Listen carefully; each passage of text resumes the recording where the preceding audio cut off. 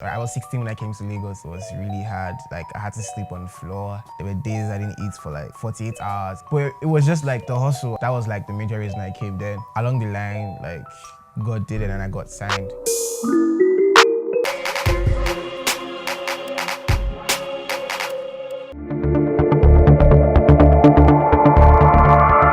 Hasn't at all. Like, I had to evolve. Like, that was the only option I had. Because people might expect, oh, because people accepted this sound out of the sounds he dropped, he would focus on this. Nah, I took the sound to a different level. I'm still taking it to a different level. I look pretty tired because I'm just coming from the studio, so still working, so I had to evolve, basically.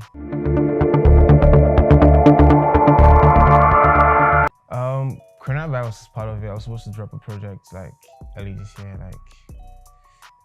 but it changed everything. I was supposed to travel, I was supposed to do a couple of things, but that affected it a lot, I won't even lie. So yeah, that was part of it. That was the major part why we didn't drop.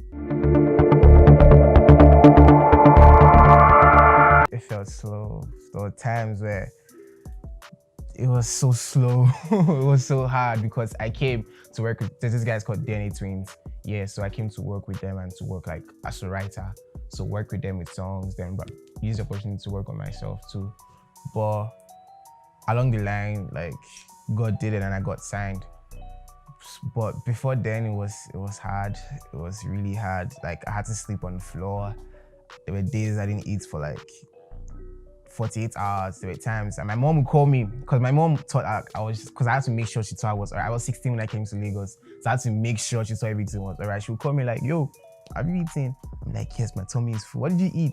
"I ate rice and chicken." She said, "Yeah, you're good." I've not eaten. There was not even water in the house at some point, but it was just like the hustle because I knew what I was coming for. Because honestly, I didn't come to Lagos to get signed.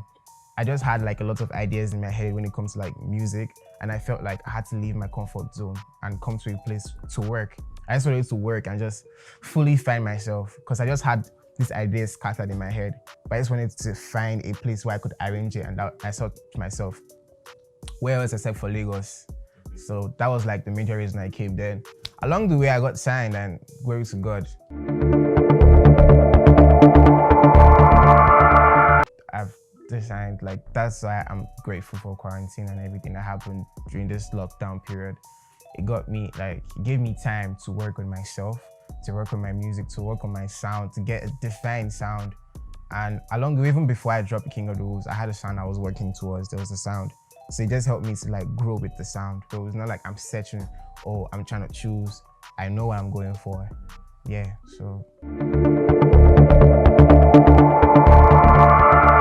Yeah, I used to drop a lot. We used to drop songs. Sometimes we didn't even officially drop songs. Like, there were some songs I used to perform in schools and things we never dropped there.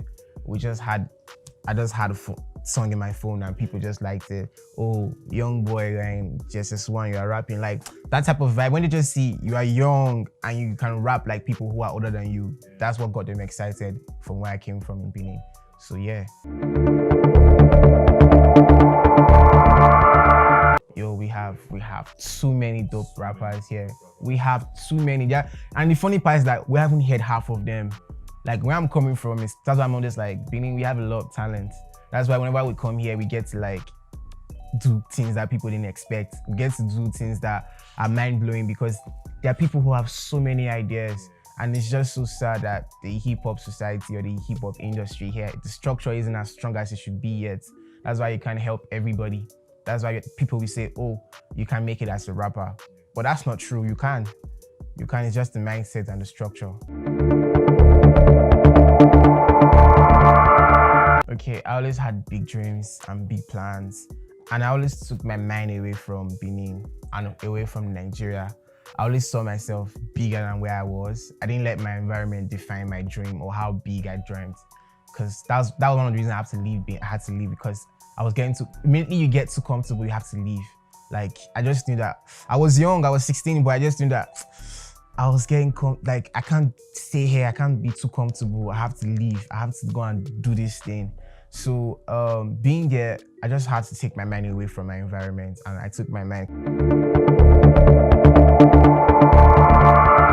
All my influencers were Drake, B.O.B. We're like guys outside Justin Bieber. So when I saw the first day I saw Justin Bieber, I was like, this is what I want to do. I remember just coming back from school. I just pulled up my sandals on the floor. I was about to go and eat. I just saw it on ITV. They were playing Baby. I was like, who is this young guy? Wait, why are you dancing with so many girls? Calm down, wait. How's your voice so sweet at this young age? Like, I was just wondering. So it got me wondering, like, what am I actually doing in my life now? I was young, but I was thinking like time was going. That's how I was feeling. I was like, this kid is actually doing so much and he's so young. Why can't you?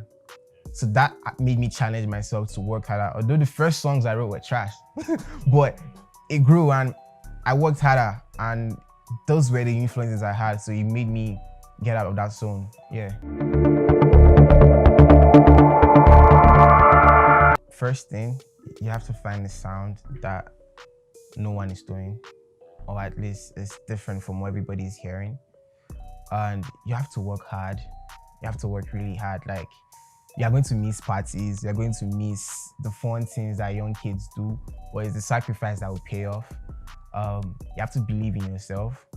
You have to believe in God. Without God, nothing is possible.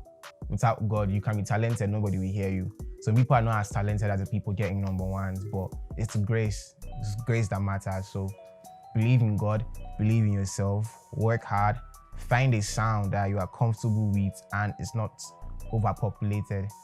Just be in your own lane. Don't care if people say you are weird or people won't like this, people won't accept this. Unless you drop it, unless people start listening, you won't know if people like it or not. Do not be intimidated by the older ones. You don't have to wait until you are 21 before you start taking music seriously, or until you are done with school. From where you are, start working.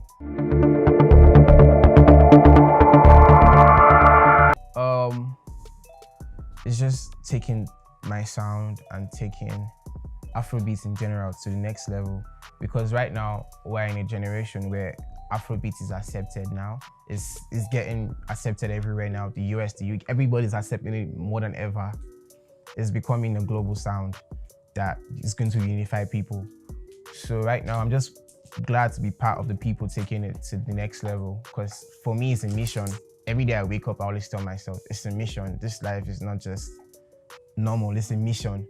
So, because right now we have people at the forefront, we have Brenner, we have Weez, we have David, they're pushing it to the next level. So where they take it to, or where we take, because Fela took it to a certain level, Two-Face took it to a certain level, D-Banks took it to a certain level, Brenner is taking it, so I'm taking music from Nigeria, Afrobeat, trap, pop. Let people know that Africa is more than Afrobeat. There are so many diverse sounds. You can't define our music just by Afrobeats. There are so many talented people here. And when we get to the Grammys, we can be nominated in the pop category, not just Afrobeats. It happens to a lot of black people. Even when you drop dope albums, they'll put it in rap category because you're black. But nah, that's why we're here to fight and to create more, to let the world know that we're really talented and we are here to stay.